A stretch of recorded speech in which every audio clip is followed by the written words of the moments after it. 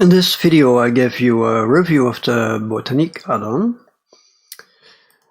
First of all, what is the Botanique add-on? That is a big library of high-quality trees and plants, and it is using an add-on to access this library. So it is very simple to link or append an asset into your scene, because it's with help from an add-on, so you don't have to navigate to the folder. So that's very easy. What I will discuss in this video is the size of the library. I will show you some reviews, what other people are saying, and the quality of the assets, especially albedo, reflections and translucency, the poly count and how friendly it is for the memory, and how you use the add-on and another add-on that works well with the Botanique add-on, and the conclusion. So let's start. First, the size of the add-on. Here you have the add-on, you click on Spawn Asset, and there you see you can filter spring, summer, autumn, winter. So I switch them all on, so I see them all. Here you can search, that's pretty handy. And here you have categories. So let's look at the tropical first. And there you see all the tropical plants, and some more there. Then we have succulents, not sure how to pronounce it, but it looks like cacti. Then we have some shrubs over here. Then we have also pots. Then we have some plants.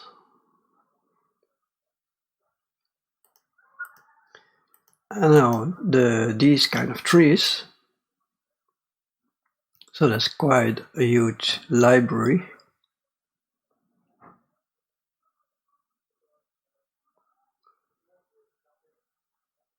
Seems it doesn't stop. All right, so that's quite big. And then we have also the coniferous. So that's quite a huge library. So next thing, I show you some reviews. So let's go here to the ratings. And there you see it has 38 ratings, and all of them, they give 5 stars. For example, great quality assets, high quality, that's me. Very good.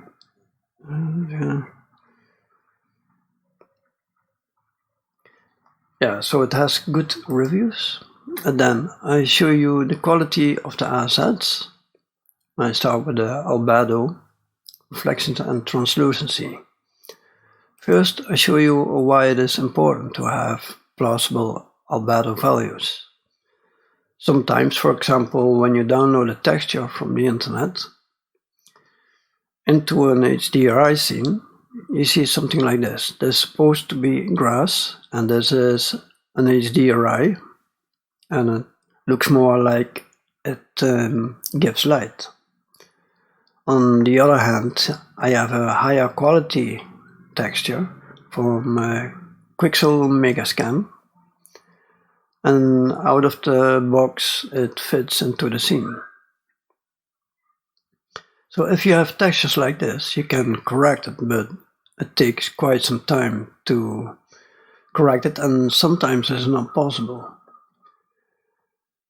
So it's like a sound recording. When you have a bad microphone or a bad signal, no matter how good your recording device is, or the processors, there's not much you can do. It quality is bad. So it's good to start with a good quality texture. So, and how is that with this add-on? Let's check. So here I loaded an HDRI, and this is an asset from Botanique. straight out of the box, you see that it fits into the scene. So it's quite exceptionally. Often I notice that when you load an asset. For example, a BlendSwap has some good assets, but often when I download grass, for example, sometimes it looks like it's more like a light.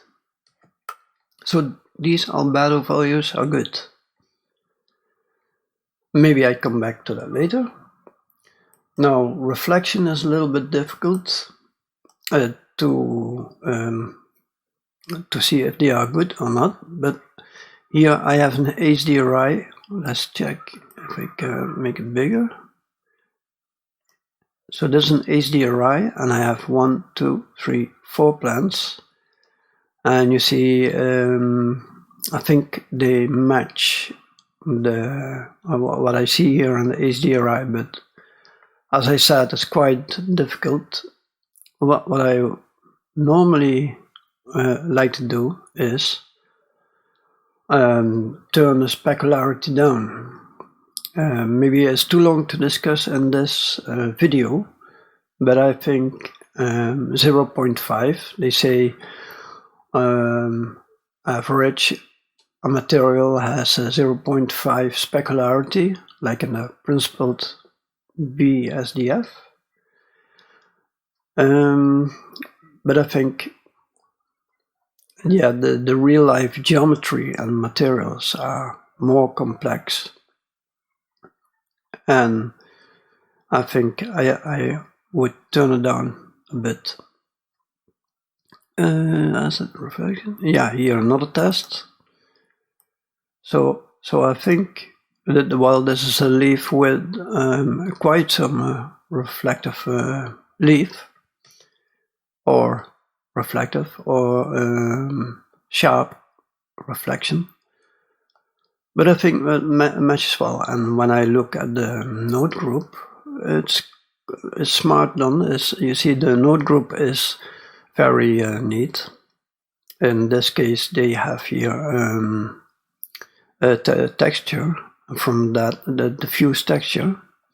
From that, they use a color ramp and feed that into the roughness. Specularity is indeed here also 0.5.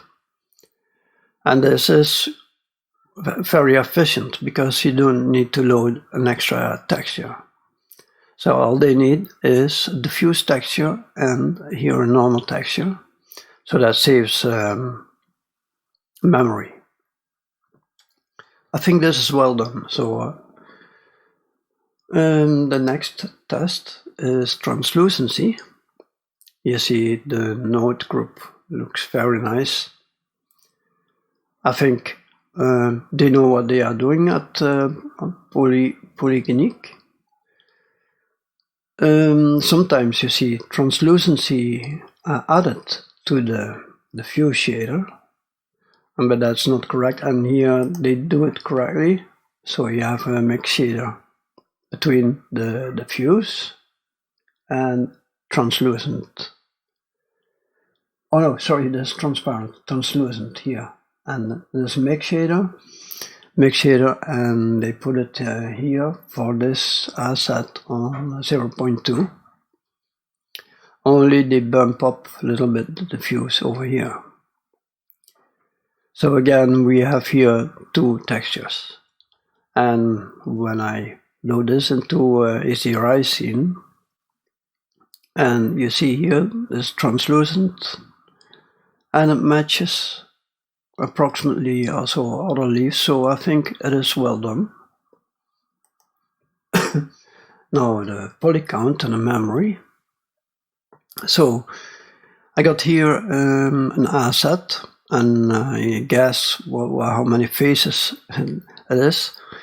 So I thought it would be around 5,000 faces, but it is 6,703.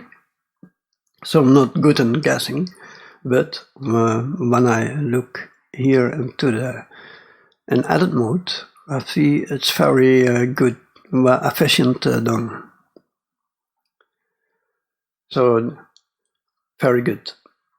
Now I did another test. When I started my blender, I see on the right over here, I see there around 100 MB, let's say. Task Manager, I see 500 MB. And when I render a scene, when you render a scene over here, then you see here also memory usage. Maybe someone can explain me what exactly this means. And the other one, I still have to find it out.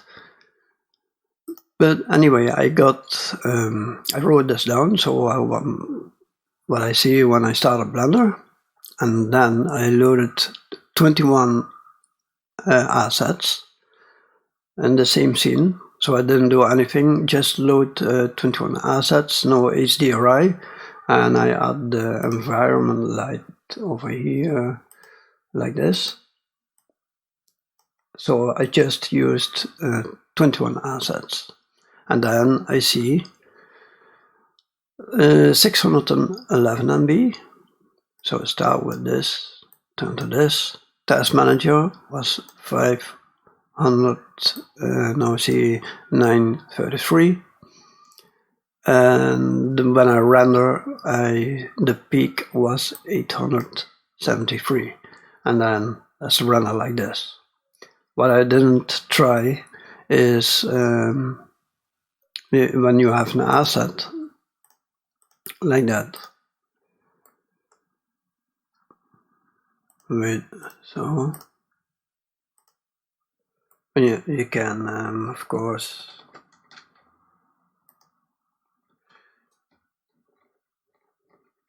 I can do that.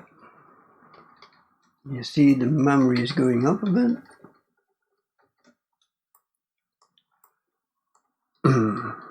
Let's try that again. I'm not sure if it's linked or not. So I go back to this one, that one. Okay. Now I use Alt D X2. And let's repeat that. Let's check 209 here. I'll repeat a few times.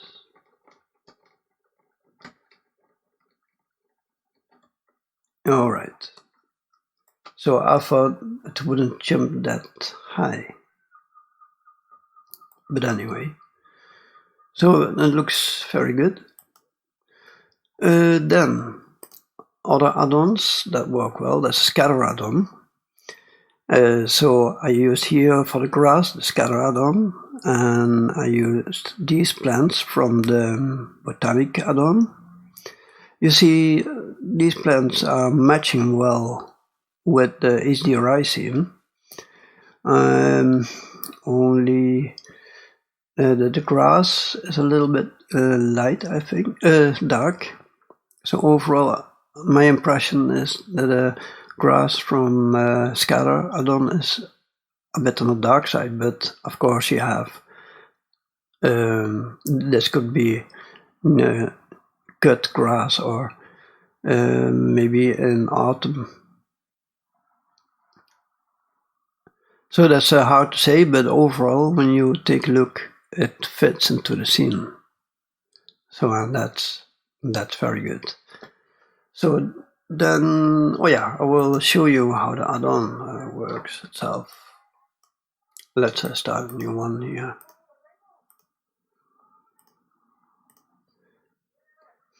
So I showed you this menu already.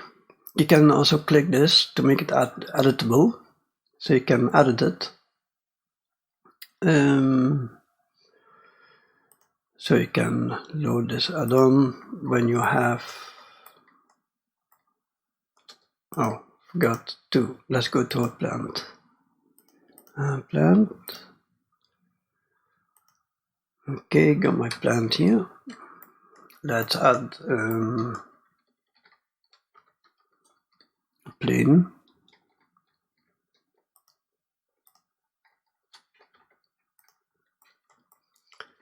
So it's not editable now. When I press tab, I cannot go in edit mode, and you see it doesn't have material.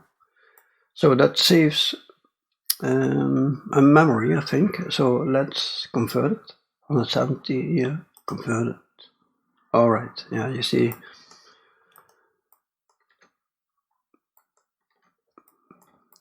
So when you have this asset, you can snap to the ground. It didn't work well in this case. Maybe I did it before and worked very good. No.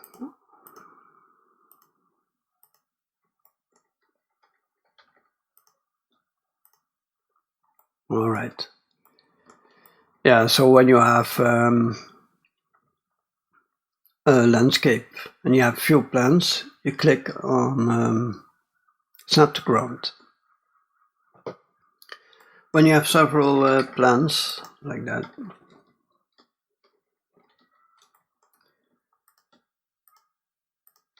you can give them a random transformation.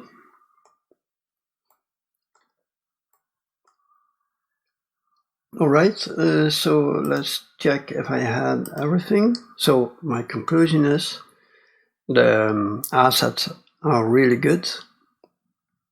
I think you cannot make it better than that. Efficient, and like I said, the albedo values are good. Reflection, I think they are good. Translucency, I think couldn't be better than that.